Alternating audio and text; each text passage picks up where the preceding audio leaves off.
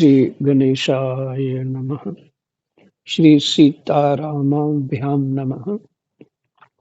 श्री हनुमते नमः। श्री उमापते नमः। श्री गुरुवे नमः। सब संतन की जय जय। जय जय सीताराम। राधे श्याम।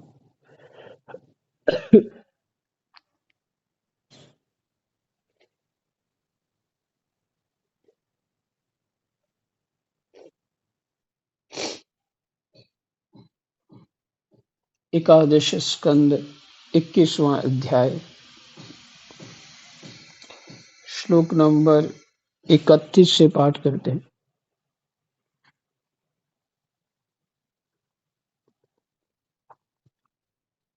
उद्धव जी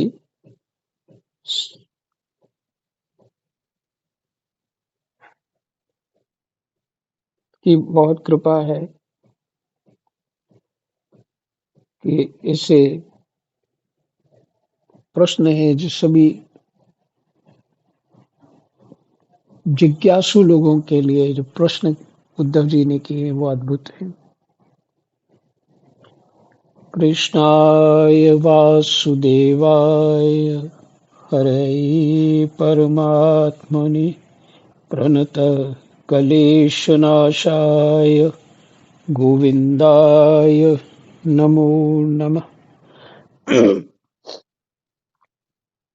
भगवान श्री कृष्ण कहते हैं, उद्धव जी स्वर्ग आदि परलोक स्वप्न के दृश्यों के समान हैं। वास्तव में वे असत हैं। केवल उनकी बातें सुनने में मीठी लगती हैं। साकाम पुरुष वहां के भोगों के लिए मन ही मन अनेकों प्रकार के संकल्प कर लेते हैं। और जैसे व्यापारी अधिक लाभ की आशा से मूलधन को भी खो बैठता है, वैसे ही वे सकाम यज्ञों के द्वारा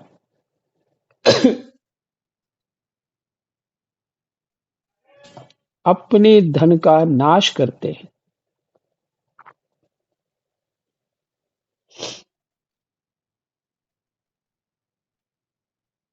वे स्वयं रजोगुण, सत्वगुण या तमोगुण में स्थित रहते हैं।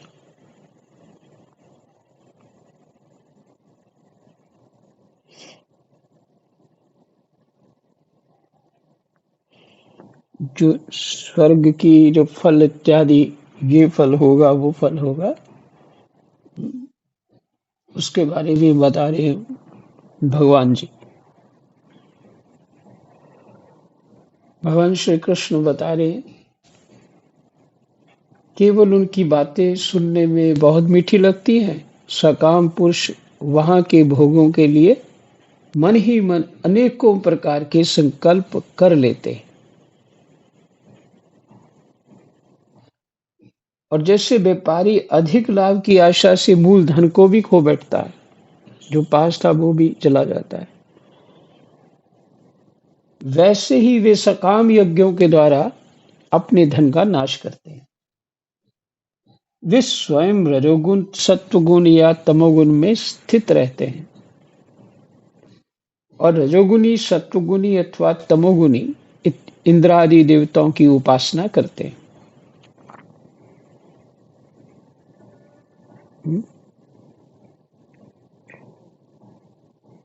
तो ये सत्व गुण को भी अपनाते हैं। किस लिए अपनाते हैं? कामना के लिए। जो हम एकादशी इत्यादि सत्व गुण व्रत है। संत लोग तो भगवत भजन प्राप्त करने के लिए, सत्व गुण बढ़ाने के लिए, उनमें मन लगाने के लिए उस दिन वो कीर्तन इत्यादि करते हैं, या कथा इत्यादि विशेष करके सुनते हैं और बस वही रहते हैं ग्रुप में, और भजन साधन होते हैं। तो उनके व्रत बहुत बढ़िया होता है। ये सभी लोग आश्रमों में तो कम ही देखा मैंने।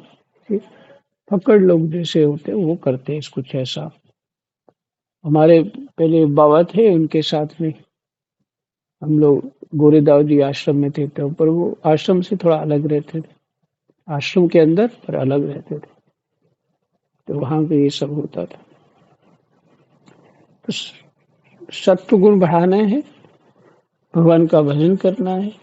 सारी रात वो लगभग 2 बजे तक तो कीर्तन इत्यादि होता, और सुबह फिर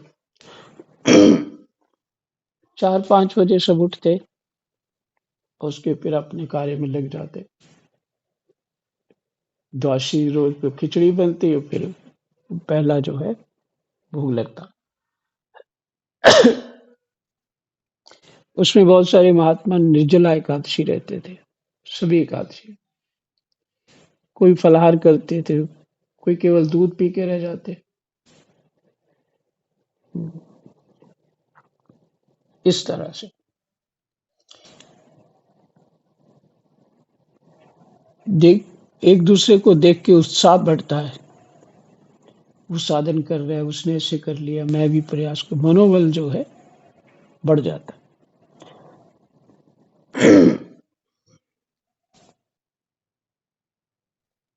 तो सत्व गुण, अब जैसे देवी देवताओं की जो उपासनाएं करते हैं वो सत्वगुण प्रधान ही होते हैं, और मांगते क्या है, मेरी ये कामना पूरी हो जाए। तो वो ये कह रहे हैं कि भगवान कहना चाहते हैं कि जो मूलधन है, मूलधन क्या है उसका, वो जो दुर्लभ शरीर मिला था वो भी खो दिया तुमने सिर्फ कामनाओं के कारण। फिर तुम्हें शरीर मिलेगा, फिर वो कामनाएं तो भोगनी पड़ेंगी तुझे, जो पुण्य कर लिए तुमने। भजन तो तूने मांगा नहीं।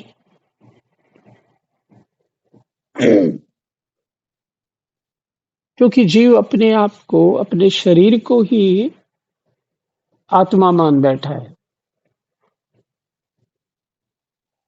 और ये शरीर तो नश्वर है, ये आत्मा कैसे हो सकता है। तो आत्मा सदा नित्य आनंद स्वरूप है। जब उसको समझ सत्संग से आएगी कि मैंने आत्मा को प्राप्त हो करके अपनी आत्मा को प्रकाशित करना है, तब उसको भगवत चिंतन का स्वभाव दृढ़ होगा, तब कामनाएं जाएंगी उसकी। जब तक शरीर को ही सब कुछ मान रहा है तो फिर कामनाएं नहीं जाएंगी।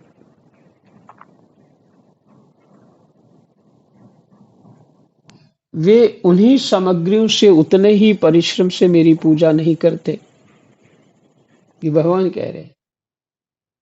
वे जब देवताओं की पूजा करते हैं, वे जब इस प्रकार पुष्पिता वाणी रंग बिरंगी मीठी मीठी बातें सुनते हैं कि हम लोग इस लोक में यज्ञों के द्वारा देवताओं का यजन करके स्वर्ग में जाएंगे,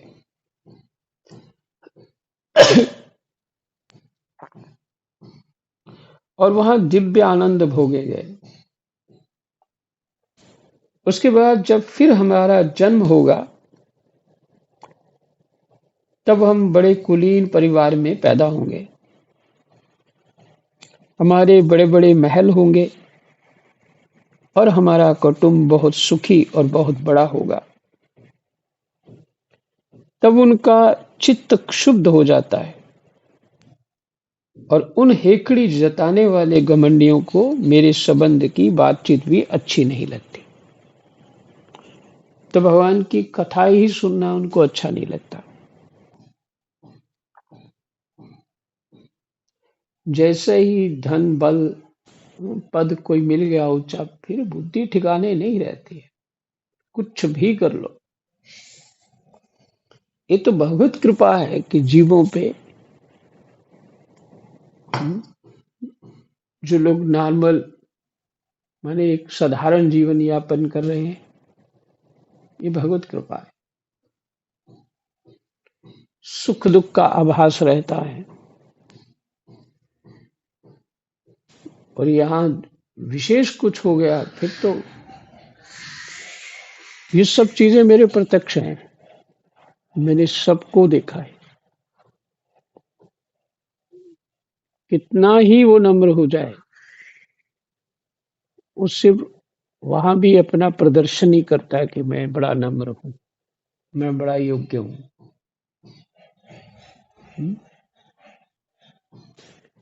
और कुछ नहीं होता वहां, हो ही नहीं सकता, क्योंकि अपने आप को वो धनवान, बड़ा प्रभावशाली, बड़ा बलिष्ठ और अच्छा मानता है, अपने आप को श्रेष्ठ मानता है। और इसके विपरीत है साधना। भगवान का मार्ग जो है वो अपने आप को बड़ा तुच्छ मानता है। इसलिए संत लोग कहते हैं भिक्षा मांगो, हर घर जाके खड़े होकर भिक्षा मांगो। तो वहां पे तो ज्ञानी थोड़ी देते हैं सभी भिक्षा, वो तो जैसी बुद्धि होती है वैसी भिक्षा दे देते हैं और वैसा ही बोल भी देते हैं, हो गया है, जाओ, कट्टे कट्टे वो मांगने आ गए। तो वहां नम्रता तो असली वहां पे है। तुम कितने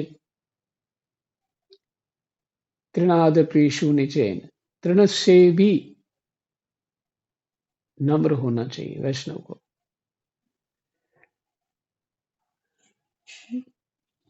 और वो कैसे दृष्टांत है तृण से, मैंने घास जो है उसके ऊपर पैर रखो तो दब जाता है, और जब हटाओ तो फिर खड़ा हो जाता है। कहते नहीं, फिर से उठने की कोई चर्चा ही नहीं। नम्र, अहंकार रहित, तो भगवत कृपा से इन सब चीजों की प्राप्ति होती है। तो वही लोग भजन साधन कर पाएंगे। उद्धव जी, वेदों में 3 कांड हैं, कर्म, उपासना और ज्ञान। इन तीनों कांडों के द्वारा प्रतिपादित विषय है ब्रह्म, कर्म, उपासना और ज्ञान। इसमें विषय है जो प्रतिपादित किया गया है उपासना के लिए, वो है ब्रह्म।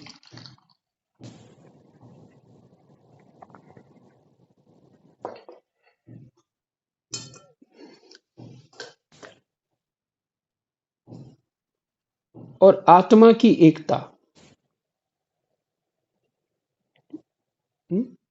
ब्रह्म और आत्मा की एकता,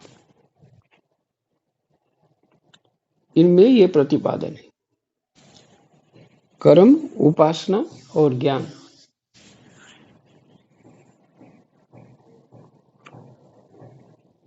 इसका विषय है ब्रह्म और आत्मा की एकता। जो ब्रह्म है वही आत्मा।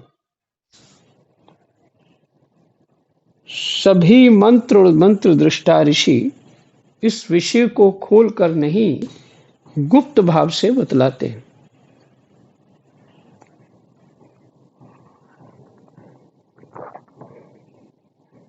और मुझे भी इस बात को गुप्त रूप से कहना ही अभीष्ट है। मेरे को भी यही प्रिय है, अच्छा लगता है, उचित लगता है।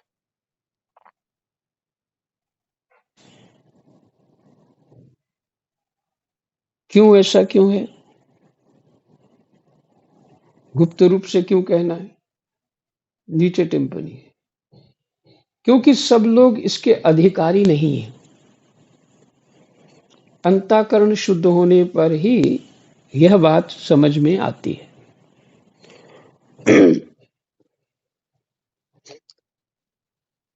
हमारा अंतःकरण, मान लीजिए हमारा अंतःकरण तीनों गुणों से भरा पड़ा है। सत्व भी है, रज भी है, तम भी है। ना अहंकार शुद्धि हुई है, ना विचार शुद्धि हुई है। ऐसा व्यक्ति सुन लेगा कि जगत प्रपंच है, स्वप्नवत है।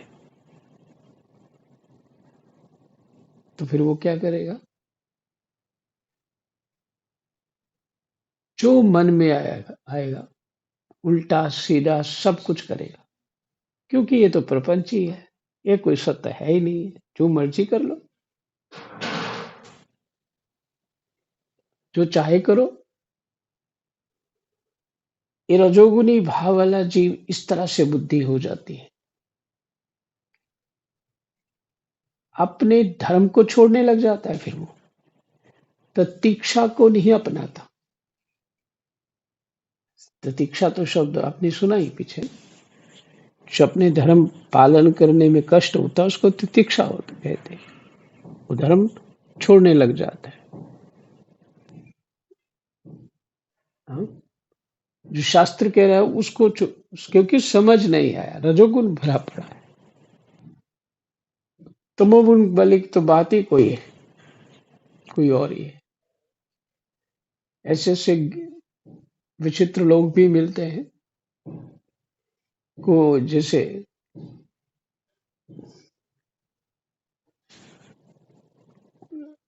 सभी बातों को मिक्स करके ऐसा उनको समझ आता है तामसिक वृत्ति के, कोई अपना जी कोई कोई पराया नहीं, सब ठीक है, लेकिन अपना स्वार्थ वही का वही है। अपने सुख की कामना वही की वही है, कोई अपना पराया नहीं है। सिर्फ मीठी बात करना और करना कुछ और, तामसिक बुद्धि। तो उनको अगर ये स्पष्ट रूप ज्ञान भगवान कह रहे कि ये समझाया जाए स्वप्नवत है जीवन, तो वो अपनी बुद्धि से कैसा विचार करेंगे कि स्वप्नवत जीवन है तो जो चाहे करो। और जो बोला गया कि तुमने अंतःकरण शुद्ध करना है, मन को खाली करना है, तुमने सभी कामनाएं जो मन में भरी पड़ी वो खाली करना है, बुद्धि को ज्ञानमयी करना है, चित्त जो तुम्हारा इधर उधर चलता है उसको शांत करना है। और अपने जो तुम हो वस्तु आत्मा, यही है अहंकार शुद्धि। उस आत्म तत्व को समझना है, तो फिर तो ज्ञान, वो ज्ञान ढूंढेगा आगे तो जिसकी शुद्धि हुई, तब उस व्यक्ति को कह सकते हैं कि संसार प्रपंच है। ये भगवान परोक्ष बात की, इसलिए परोक्ष रखना, छुपा के रखना चाहते हैं। और नहीं तो वो वाली बात है जो बानर के हाथ में पापड़ दे दीजिए, वो ना खा सकेगा, खाएगा तो बिल्कुल नहीं, वो हाथ में टूट जाएगा और नीचे गिरेगा, उसको नमक मिर्च और लगेगा। ऐसी स्थिति, इसलिए पीछे भी भगवान कह चुके हैं, अधिकार भक्ति ज्ञान कर्म। अधिकार होने पे उसको वैसा साधन दिया जाता है।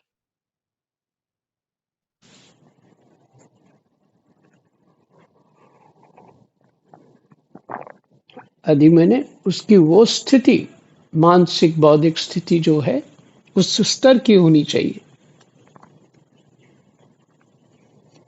इसलिए परोक्ष ज्ञान है।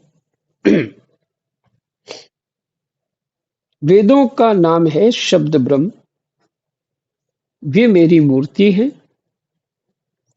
इसी से उनका रहस्य समझना अत्यंत कठिन है।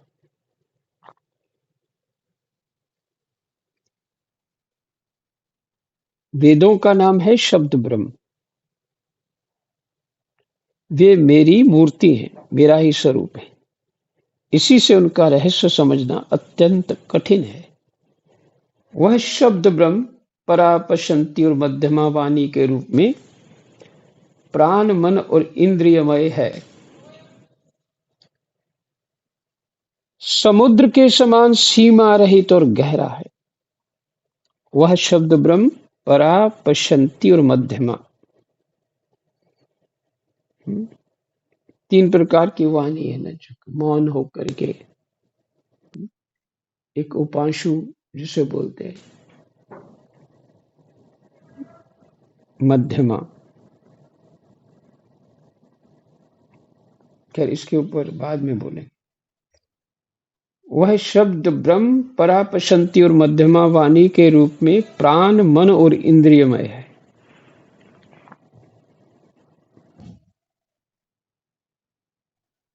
शब्द की स्थितियां है ना, ऐसा होता है दीर्घ, ह्रस्व और लुप्त, ऐसा संस्कृत में शब्द है। दीर्घ, ह्रस्व और लुप्त, बहुत शॉर्ट, मध्यम और दीर्घ, लंबा।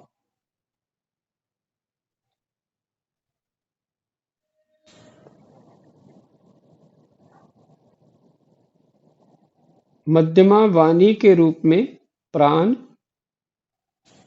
मन और इंद्रियमय है।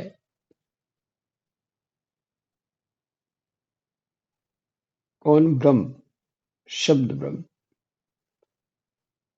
समुद्र के समान सीमा रहित और गहरा है। उसकी था लगाना अत्यंत कठिन है। इसी से जैमिनी आदि बड़े बड़े विद्वान भी उसके तात्पर्य का ठीक ठीक निर्णय नहीं कर पाते।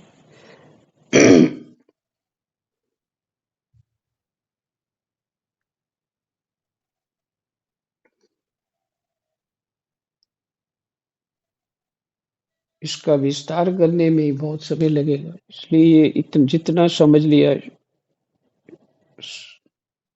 आपने बिल्कुल कम शब्दों में, उतना ही ठीक है। उद्धव, मैं अनंत शक्ति संपन्न एवं स्वयं अनंत ब्रह्म हूं। मैंने ही वेदवाणी का विस्तार किया है।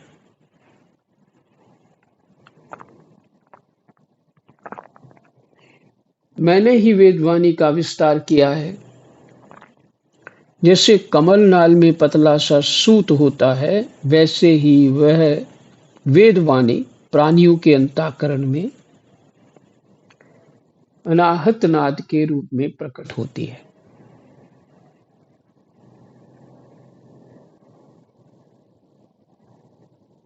भगवान हिरण्यगर्भ स्वयं वेद मूर्ति एवं अमृतमय है।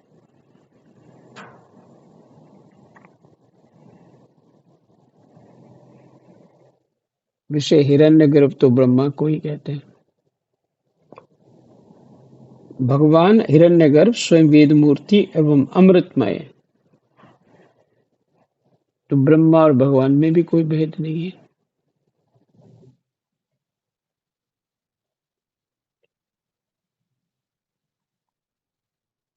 क्योंकि पीछे कहा ना, ये किस लिए है? जो ब्रह्म और आत्मा की एकता के लिए प्रतिपादन हो रहा। उनकी उपाधि है प्राण, और स्वयं अनाहत शब्द के द्वारा ही उनकी अभिव्यक्ति हुई।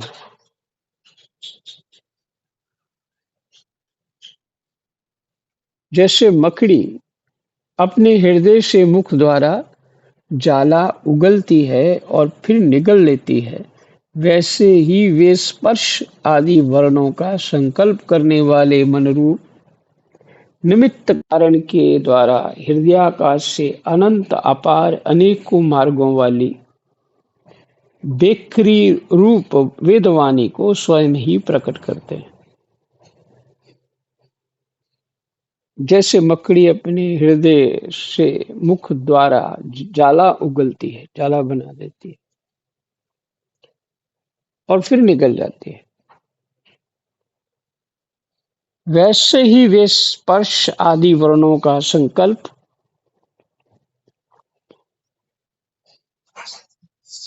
करने वाले मन रूप कारण के द्वारा हृदयाकाश से अनंत अपार अनेकों मार्गों वाली बेखरी रूप वेदवाणी को स्वयं ही प्रकट करते हैं। बात सरल है पर इस तरह से लिखी जाती है। अब तो परोक्ष करना है तो फिर छुपाना तो है ही है।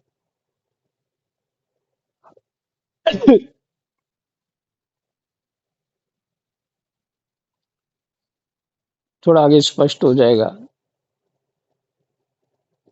और फिर उसे अपने में लीन कर लेते हैं भगवान।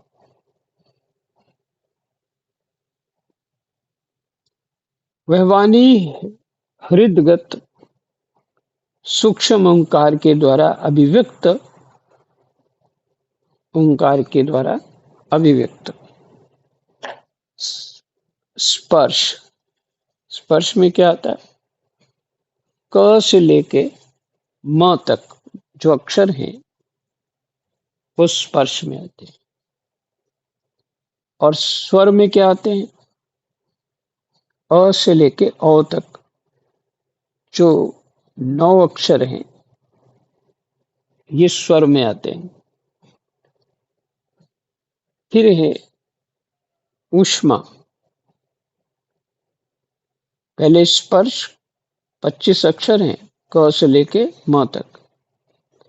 फिर स्वर अ से लेके औ तक औ 9 अक्षर हैं। फिर ऊष्मा जिनमें अक्षर हैं श श स ह श क्ष स ह।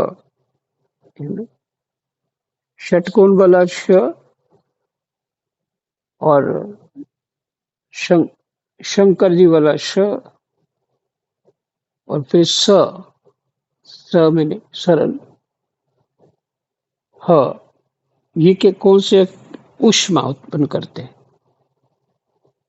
और अंतस्थ अंतस्थ यरलव यरलव ये बिल्कुल भीतर से निकलते हैं। इन वर्णों से विभूषित है आपकी वाणी। उसमें ऐसे छंद हैं जिनमें उत्तरोत्तर 4-4 वर्ण बढ़ते जाते हैं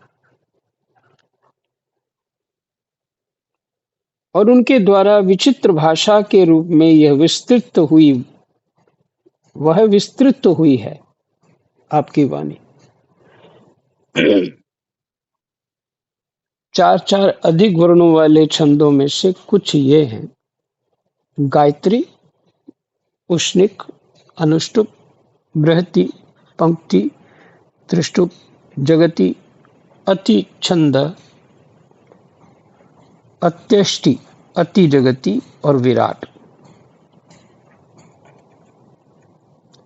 वह वेदवाणी कर्मकांड में क्या क्या राम राम वेदवाणी कर्मकांड में क्या विधान करती है, उपासना कांड में किन देवताओं का वर्णन करती है और ज्ञान कांड में किन परिस्थितियों का अनुवाद करके उनमें अनेकों प्रकार के विकल्प करती है। इन बातों को इस संबंध में श्रुति के रहस्य को मेरे अतिरिक्त और कोई नहीं जानता।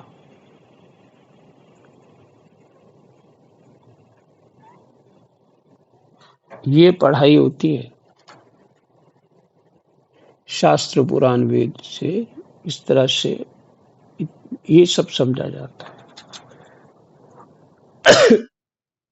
श्रुति में वेद।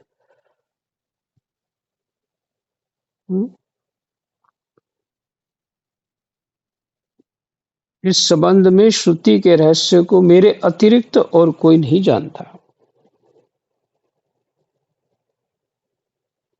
मैं तुम्हें स्पष्ट बतला देता हूं, भगवान कह रहे।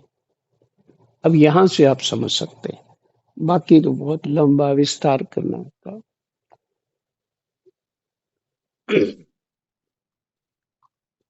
विस्तार से भी वो समझ नहीं आएगा। यहाँ पे है ना, वो थोड़ा ही जो करना है हमको अभी कर सकते हैं, उसकी तरफ ध्यान देना। भगवान कहते हैं, तुम्हें स्पष्ट बतला देता हूं, सभी श्रुतियां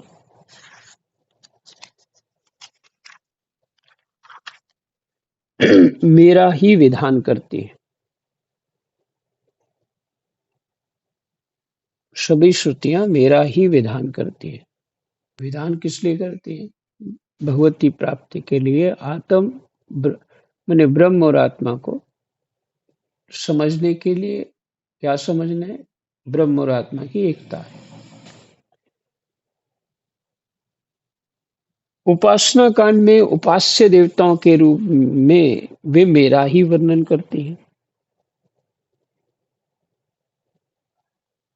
उपासना जो की जाती है, भगवान का ही वर्णन होता है।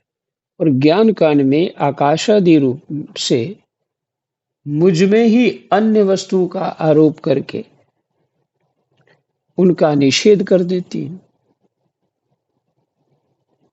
ज्ञान कांड में आकाशादि रूप से मुझ में ही अन्य वस्तुओं का आरोप करके उनका निषेध करती है। आकाशादि माने वही आकाश, वायु, अग्नि, जल और पृथ्वी, ये आकाशादि हो गए। इन पंच महाभूत जो है, मुझ में ही अन्य वस्तुओं का आरोप करके उनका निषेध कर देती है कि भगवान में ही, ये कह लीजिए भगवान ही है सब कुछ। संपूर्ण श्रुतियों का बस इतना ही तात्पर्य है कि वे मेरा आश्रय लेकर मुझ में भेद का आरोप करती, मेरा आश्रय लेकर मुझ में भेद का आरोप करती है। संपूर्ण श्रुतियों का बस इतना ही तात्पर्य है कि वे मेरा आश्रय लेकर मुझ में भेद का आरोप करती हैं, माया मात्र कहकर उसका अनुवाद करती हैं। स्वप्नवत है, मायावत है, और अंत में सबका निषेध करके मुझ में ही शांत हो जाती हैं। उत्पन्न भी तो श्रुतियां भगवान से ही है, और केवल अधिष्ठान रूप से मैं ही शेष रह जाता हूं। फिर ज्ञान की दृष्टि से फिर ब्रह्म ही ब्रह्म रह जाता है, कोई और है ही नहीं। इसका विस्तार करने की आवश्यकता नहीं। इसलिए नहीं,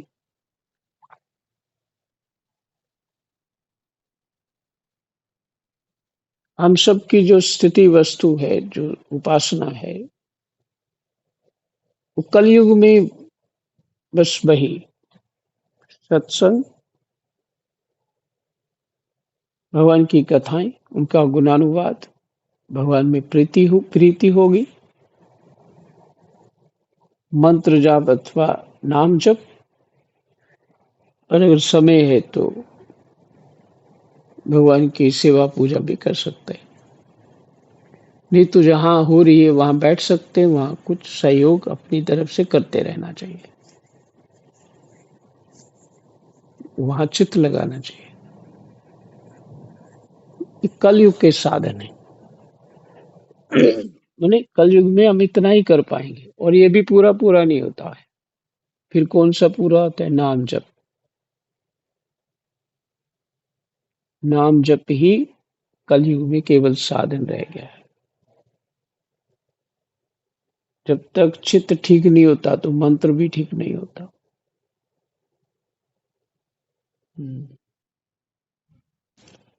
नाम जप से ही भगवत प्राप्ति होती, कलयुग का ये है, और भगवान का गुणानुवाद सुनते रहना चाहिए।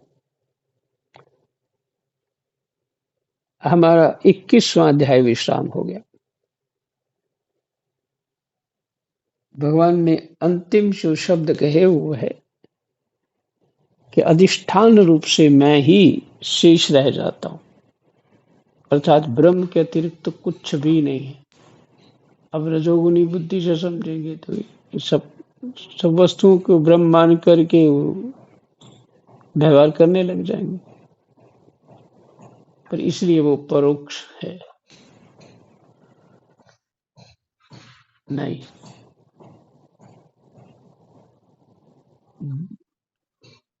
भगवान का भजन साधन करते करते धीरे धीरे स्वतः ही ज्ञान भी प्रकट हो जाता है हृदय में।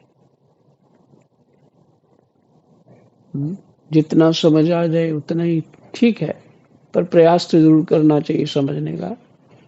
सिर्फ बुद्धि जो है उसकी शुद्धि होती है। कृष्णाय वासुदेवाय हरये परमात्मने प्रणतः क्लेशनाशाय गोविंदाय नमो नमः। जय जय सीता।